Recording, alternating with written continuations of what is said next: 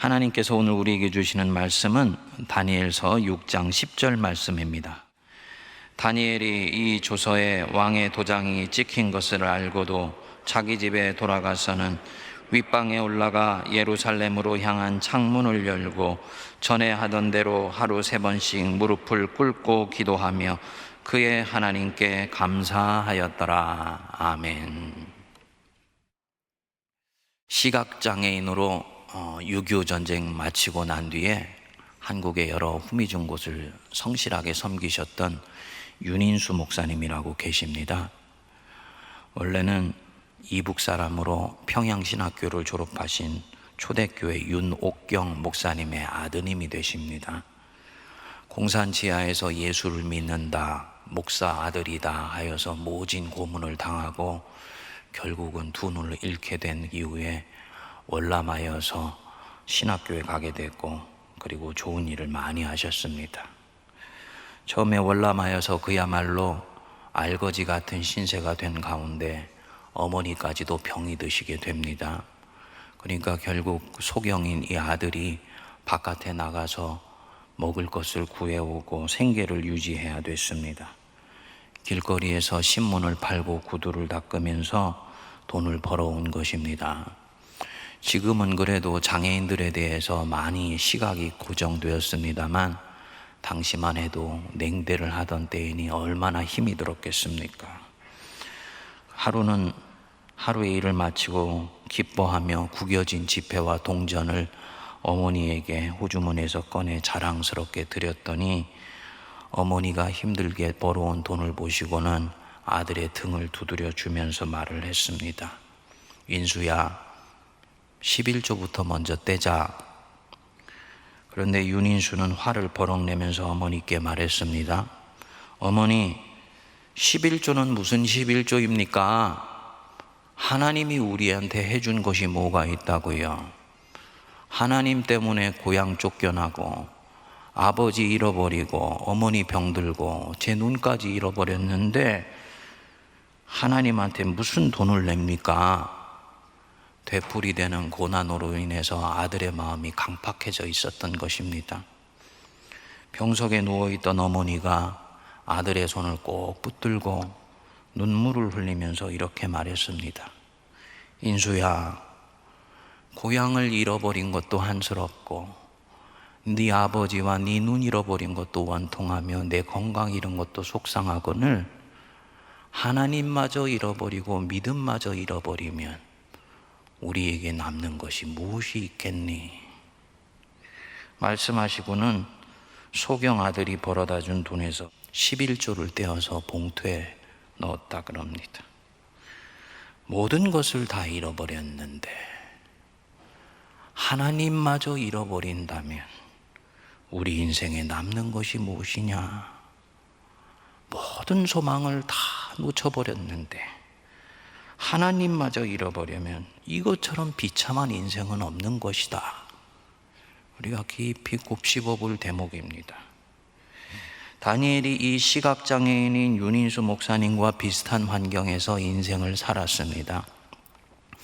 이스라엘 역사의 가장 참혹한 시대 속에 태어나서는 민족이 바벨론에게 망해서 나라를 잃고 고향도 잃어버린 채 이 바벨론 땅에 포로로 붙잡혀 왔습니다. 많은 사람들이 이런 경우에 자기 삶을 운명에 내어 맡겨버리죠. 철저히 자기 삶을 파쇄시켜 나가는 이 운명에 저항하기보다는 힘 한번 써보지 못하고 꺾여버립니다. 그런데 다니엘은 그렇게 살지 않았습니다. 다니엘서 1장 8절을 보면 다니엘은 뜻을 정하여 왕의 음식과 그가 마시는 포도주로 자기를 더럽히지 아니하리라 하고, 하나님 없는 제국에서 하나님을 주장하는 삶을 살기로 결단한 것입니다. 윤인수 목사님 어머님처럼 나라 잃어버리고 가족 잃어버리며 고향 잃어 속상하지만 하나님만은 내가 잃어버릴 수가 없다 하는 심정으로 뜻을 세운 것입니다. 성경학자들에 의하면 다니엘이 이 뜻을 세울 때가 대략 15살이었다라고 얘기를 합니다. 하나님께서 이런 다니엘을 귀하게 여겨주셔서 민첩하게 해주시고 영민하게 해주셔서 결국은 이 식민지 땅에서 바벨론의 총리가 되게 해주셨습니다. 바벨론에서 페르시아로 나라가 바뀌고 정권이 3번 바뀌는 가운데서도 다니엘은 자기의 자리가 흔들리지를 않았습니다. 근데 굴러온 돌이 박힌 돌 빼낸다는 말이 있지 않습니까? 본국에 있는 토박이들한테는 이 다니엘이 눈에 가시 같은 존재였던 것입니다. 그런데 워낙 바르고 투명하고 지혜롭게 나라를 다스리기에 빈틈을 찾을 수가 없었는데 이 다니엘에게 약점 하나를 보게 된 거예요. 왕보다도 하나님을 더 사랑하는 것입니다. 세상의 왕보다도 만군의 하나님을 더 경배하는 것입니다. 여러분, 교회 안에서야 다른 누구보다 하나님 사랑하면 칭찬받지요. 그런데 사회에 나가면 이것 때문에 어려움을 당하는 경우가 성도님들 안에 있지 않습니까?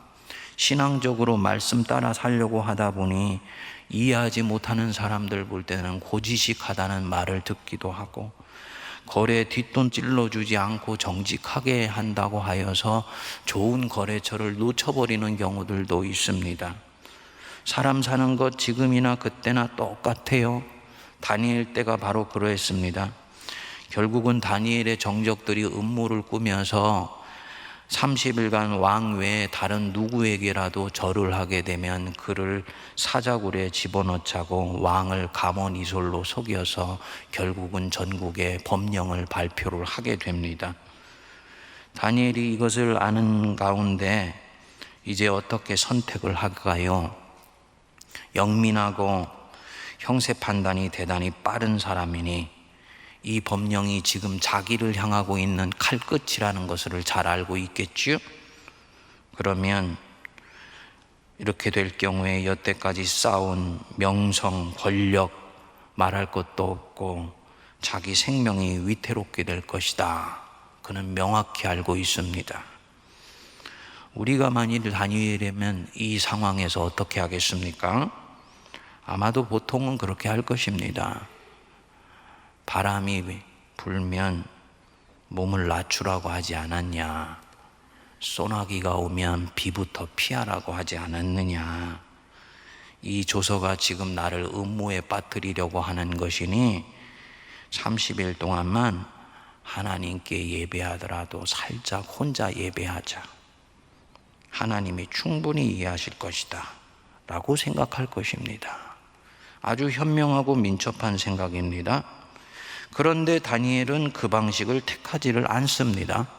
10절 앞부분을 보시면 다니엘이 이 조서에 왕의 도장이 찍힌 것을 알고도 자기 집에 돌아가서는 윗방으로 올라가 예루살렘으로 향한 창문을 열었다 그랬습니다. 예루살렘으로 향한 창문을 열어젖혔다. 한번 곱씹어 보시죠. 창문 닫고 기도했다면 다니엘이 기도했다는 사실은 아무도 모를 것입니다. 기도를 쉬는 것이 하나님을 모시는 사람으로서 선택할 짓이 아니라면 기도하되 자기 적들 눈에 띄지 않도록 창문 닫고 기도하면 되는 일이 아닙니까? 그런데 이 미련한 사람은 그렇게 하지를 않아요. 예루살렘으로 향한 창문을 열고, 왜냐? 그에게 창문을 여는 것은 하나님을 향한 자기의 마음의 창을 열어젖히는 것이었기 때문입니다. 창문을 여는 것은 그에게는 의식이 아니고 영성이었다는 거예요. 그래서 창을 열므로써 하나님은 그 열린 창을 통해서 내 인생 속에 오늘도 치고 들어오시고, 나는 그 열린 창을 통해서 하나님의 마음 속에 나의 자신의 간절한 마음을 쏟아놓기 시작하는 것입니다.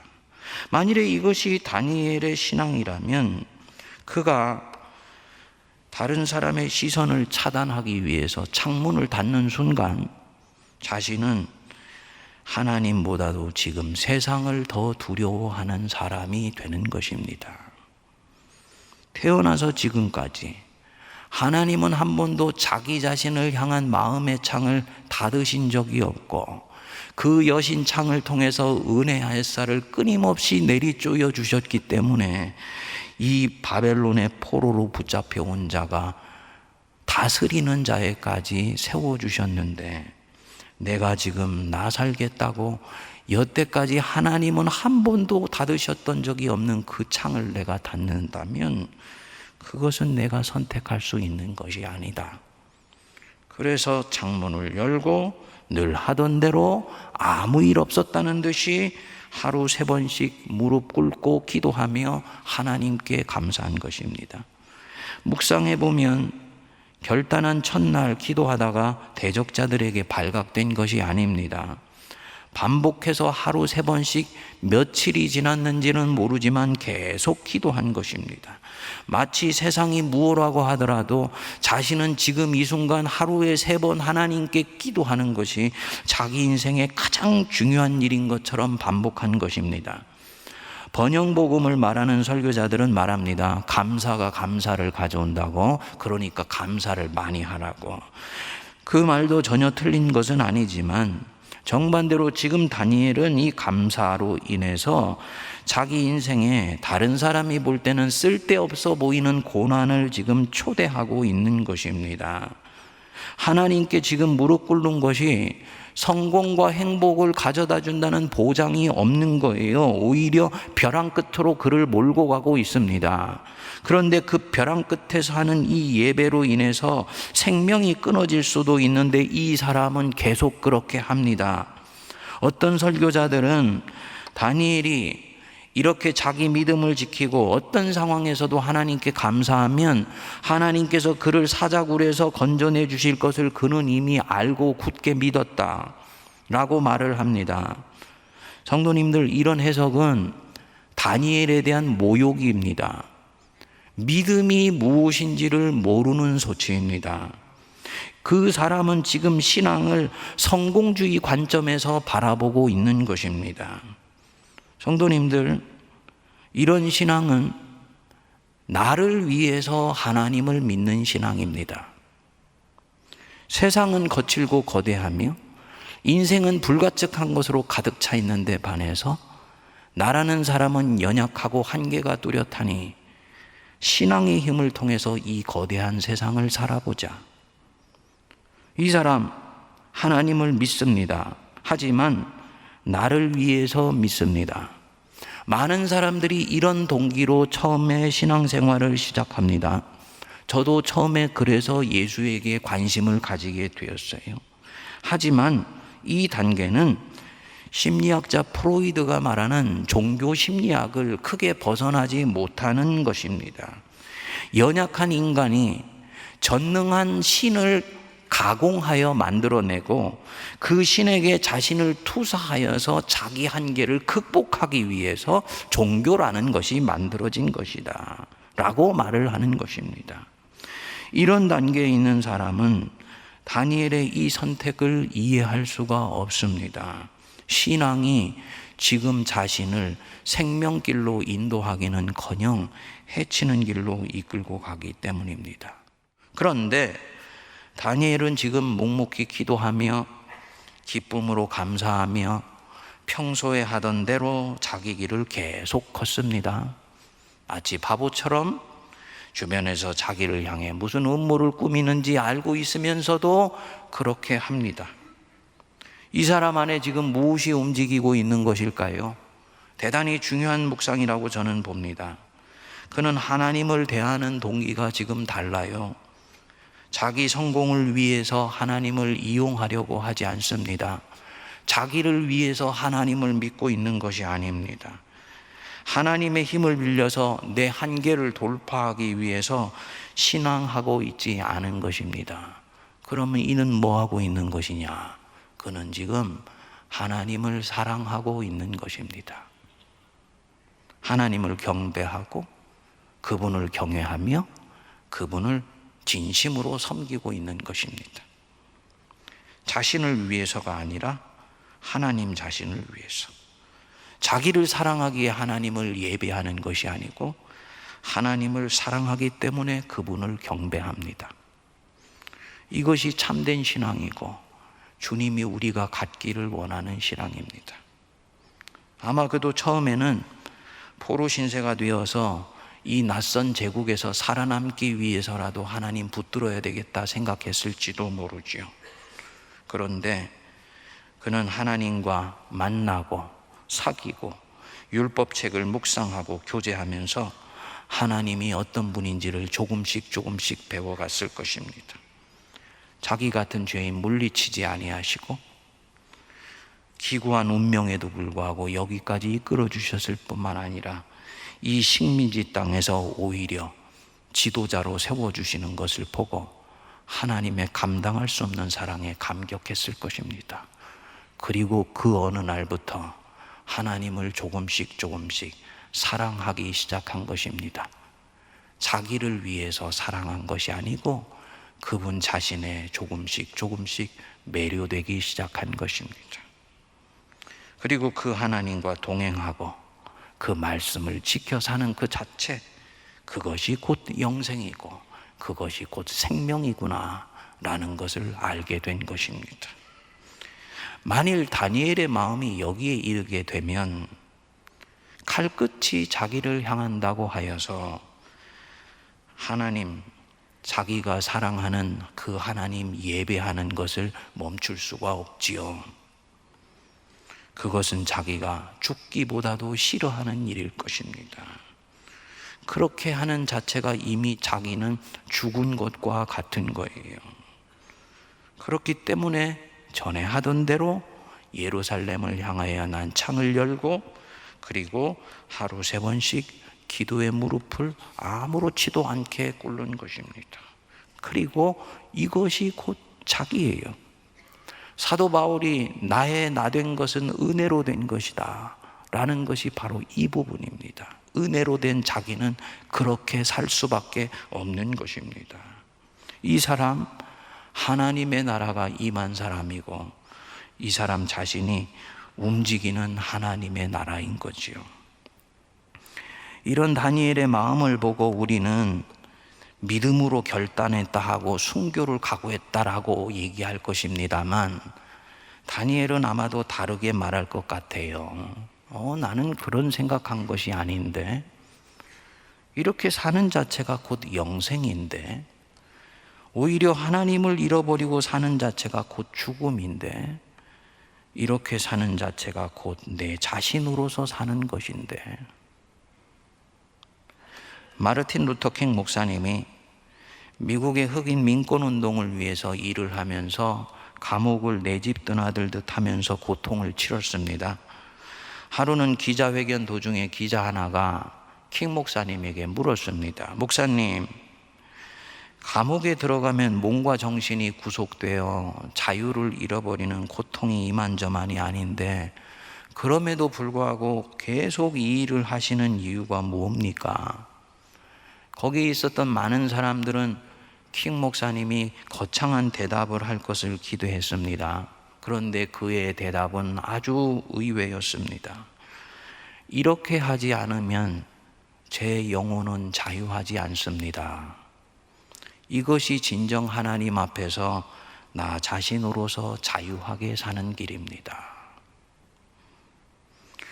성도님들 중에는 이 대답이 무엇을 의미하는지를 아시는 분들도 계실 것이고 아직 잘 모르는 분들도 있겠습니다만 저는 다니엘은 정확히 이 킹 목사의 대답이 무엇을 뜻하는지 알고 있다고 믿습니다. 그는 그 조서가 자기를 향한다고 하더라도 하나님을 향한 창을 여는 이외에는 자신은 다른 선택을 할 수가 없는 것입니다. 은혜로 만들어진 자기는 그렇게 살 수밖에 없는 것이기 때문에, 그것이 자기 자신이기 때문에, 그렇게 사는 것이 영생을 택하는 길이기 때문이에요. 저는 이런 삶이 성경에 펼쳐져 있는 것이 너무너무나 감사합니다. 다니엘이 이렇게 살았다는 자체가 다니엘이 믿었던 하나님과 같은 하나님을 믿고 있는 우리도 그렇게 살 수 있다는 것을 말하는 것 아니겠습니까?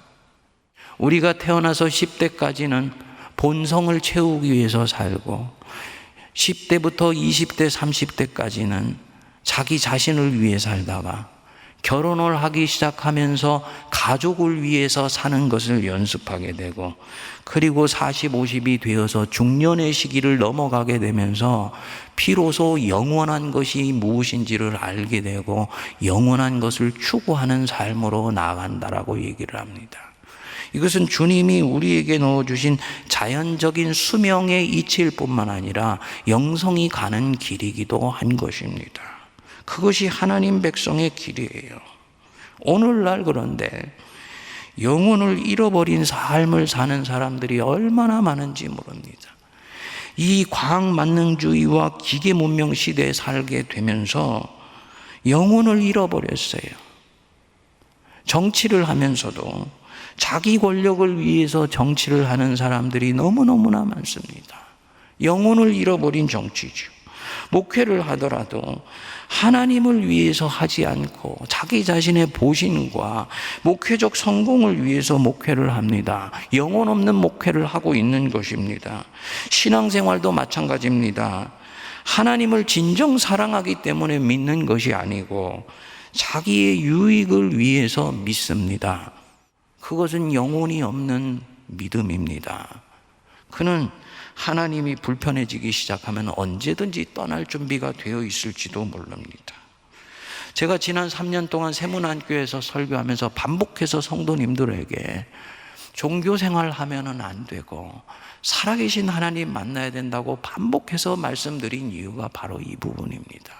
종교는 우리에게 겉만족은 줄 수 있을지 모르지만 우리의 영혼을 끊임없이 새롭게 하면서 하나님 앞에서 살 수 있는 역동적인 믿음을 주지는 못합니다. 그것은 영혼 없는 신앙을 하는 것입니다.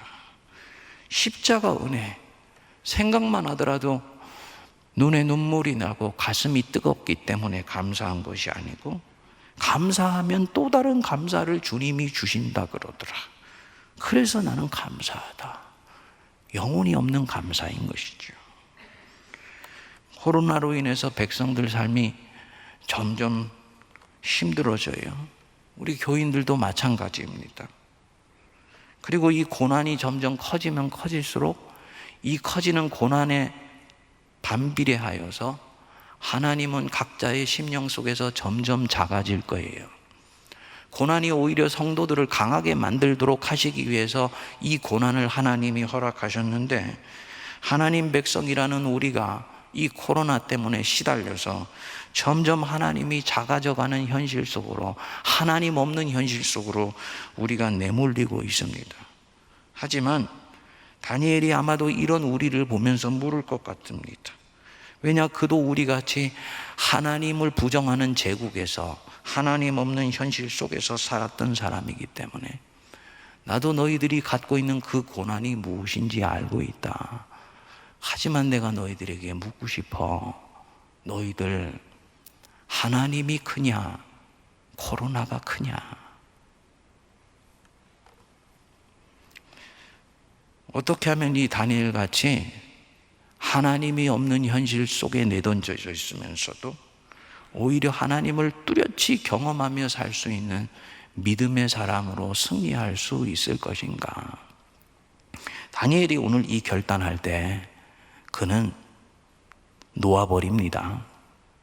자기를 둘러싸고 있는 왕을 중심으로 한 대적자라는 현실을 그는 놓아버리고 하나님께 던져버리는 거예요. 그리고 그때부터 하나님이 일하시기 시작합니다. 성도님들, 놓아버리세요. 하나님께 던져버리십시오. 하나님은 그때부터 일하시기 시작합니다. 꼭 기억하십시오. 하나님은 우리 자신을 위해 하나님을 믿는 바로 그 믿음을 허락하세요. 하지만 그 믿음에 영원히 머물러 있는 것은 절대로 허락하시지 않습니다. 왜냐? 자기 자녀가 성장을 멈춘 것을 이분은 감당할 수가 없는 것입니다. 그래서 때가 되었을 때는 우리가 붙들고 있는 그 하나님이 이용하는 대상이 아니고 만군의 주라는 것을 알게 하시기 위해서라도 내가 붙들고 있는 동안에는 이제 일하지 않기 시작하십니다. 그리고 이 힘 다 빠질 때까지 기다리십니다. 움직이시지 않습니다. 그리고 내가 여전히 하나님을 이용할 수 있다라는 이 그릇된 유혹을 내려놓고 주님 앞에 겸비할 때, 그때 주님은 다시 일하시기 시작하세요. 시편 31편 15절에는 나의 앞날이 주의 손에 있사오니 나의 생과 사도 앉고 일어섬도 나의 흥망성쇠도 하나님 앞에 있습니다. 저는 하나님만 쫓아가겠습니다 하는 마음으로 내어놓아 드리시면 그때부터 주님이 내 안에서 움직이시기 시작하십니다. 이 이야기의 결말을 우리는 잘 압니다. 다니엘은 사자굴에 던져 넣어졌지요. 하지만 그 사자굴에 있었던 사자는 사람을 죽이는 사자가 아니고 다니엘의 친구가 되었습니다. 하나님이 살아계시다는 것이 바로 그때 나타났던 것입니다.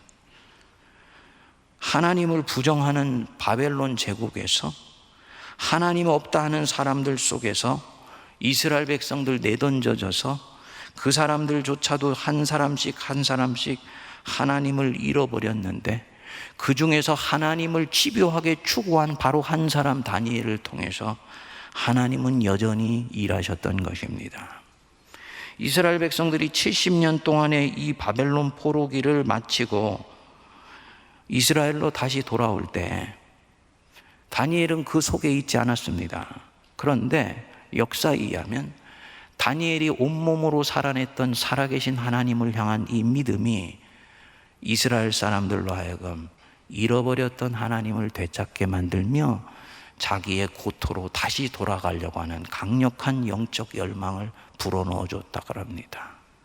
여기에 하나님의 뜻이 있었던 것입니다. 성도님들, 코로나 한복판에서도 오히려 코로나이기 때문에 믿음의 선택을 집요하게 추구하는 것을 절대로 포기하지 않게 되시기를 바랍니다. 예수 때문에, 예수의 이름을 위하여 고난받는 것을 두려워하지 마십시오. 오히려 기뻐하시기 바랍니다. 자기 연민에 빠지지 마십시오. 하나님이 나의 이 고난을 기뻐하십니다. 사도행전에 보면 사도들이 예수 그리스도의 이름을 위하여 능욕받는 일에 합당한 자로 여김을 받는 것을 기뻐하며 공회를 나왔다 그랬습니다. 고난 가운데서 예수 때문에 받는 고난을 기뻐하고 있습니까? 그분은 지금 사도적 신앙을 갖고 사도적 삶을 살고 있는 것입니다.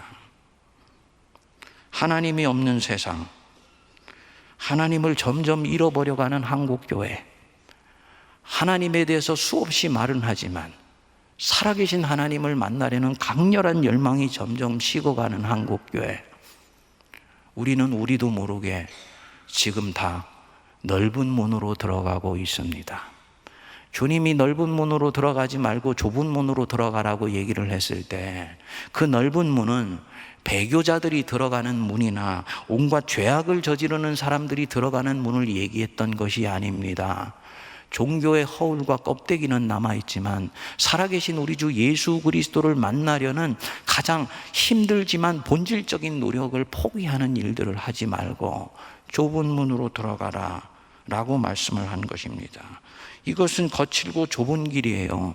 그래서 찾는 자가 적습니다. 하지만 예수를 인격적으로 믿는 사람들은 기쁨으로 걸어가는 길입니다. 성도님들, 하나님을 사랑하면서 사는 삶을 생명처럼 여기실 수 있게 되기를 바랍니다. 넓은 예배당에 나와서 많은 성도들 속에 묻혀서 예배드리며, 그리고 나는 세문안교회라는 좋은 교회의 성도이기 때문에 내 신앙도 크고 내 믿음도 좋을 것이다, 마귀가 넣어주는 생각입니다. 주님은 내가 어느 교회 성도인지를 보시는 것이 아니고 내 영혼 속에 무엇이 지금 움직이고 있는지를 똑똑히 지켜보시고 계시며 나를 바라보고 계시다는 것을 꼭 기억하시기 바랍니다. 이 예배당 속에 나와 수천 명 속에 한 사람으로 예배를 드리고 있지만, 가운데에 앉았건 저 구석에 앉았건 내 영혼의 그 빈 구석 자리에 찾아오실 하나님을 간절히 기다리며 예배 드리는 그 심령을 통해서 하나님을 사랑하는 사람의 생명길이 열리는 거예요. 그리고 그가 이 예배의 자리에 나와 좁은 길을 오늘도 기쁨으로 택해 나가는 사람입니다. 옥사의 설교를 들으면 단 한마디라도 내게 주시는 말씀을 붙들고 세상으로 나아갈 때 이 사람이 하나님을 사랑하며 사는 삶을 생명처럼 여기는 사람입니다.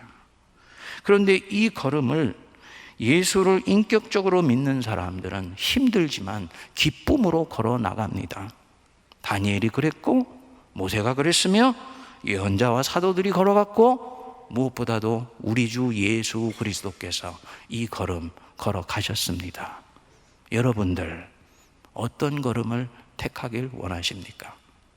기도하겠습니다. 살아 역사하시는 하나님 아버지, 세상은 하나님 백성들의 마음의 창을 닫아버리려 하며 하나님 없는 제국 속에서 그 창이 아무 쓸모없는 것처럼 조롱하여 우리를 비웃습니다. 우리 또한 어느 순간인가 넓은 길을 택하며 하나님을 향한 창을 여는 것을 사모하지 않고 죽게 엎드려 경배하며 기도하며 눈물로 내 허물과 죄악을 고하며 예수를 위하여 고난을 지는 삶을 선택하지 않았던 우리 자신을 오늘 다니엘을 통해 보게 하여 주시고, 믿음으로 생명길을 택하는 것이 어떤 것인지 도전하여 주심을 감사합니다. 이제는 열린 창을 향하여 눈을 들게 하여 주시고, 그 창문을 통해서 우리 인생에 밀려 들어오시는 하나님의 은혜의 햇살을 감격으로 받아들이게 하여 주옵소서. 그 창을 통하여 내 마음의 모든 것들을 내어놓으며 하나님과 동행하는 거룩한 생명의 백성들 되도록 역사하여 주옵소서. 예수님 이름으로 기도하옵나이다. 아멘.